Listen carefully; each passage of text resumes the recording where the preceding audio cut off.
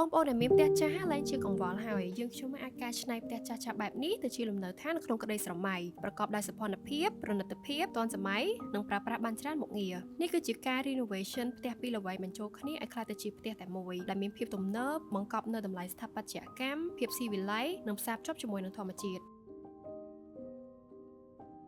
ដែលស្របតាមតម្រូវការរបស់ភ្ញៀវចង់បានគឺយើងរចនាផ្ទះនេះឲ្យក្លាយទៅជាផ្ទះដែលរស់នៅប្រកបដោយផាសុកភាពហើយធ្វើការរាល់ថ្ងៃក៏អត់ចេះធន់ដែរដូចនេះក្រុមការងារ LK Decor បានកែផ្ទះពីរល្វៃនេះឲ្យក្លាយទៅជាលំនៅឋានបៃតងដែលមានកម្ពស់ដល់ទៅ2ជាន់ហើយរចនាមានមុខងារប្រើប្រាស់គ្រប់គ្រាន់បូកបញ្ចូលជាមួយនឹងសម្ភារៈតុបតែងពណ៌ពន្លឺទំហំនិងធម្មជាតិដែលជាធាតុផ្សំដ៏សំខាន់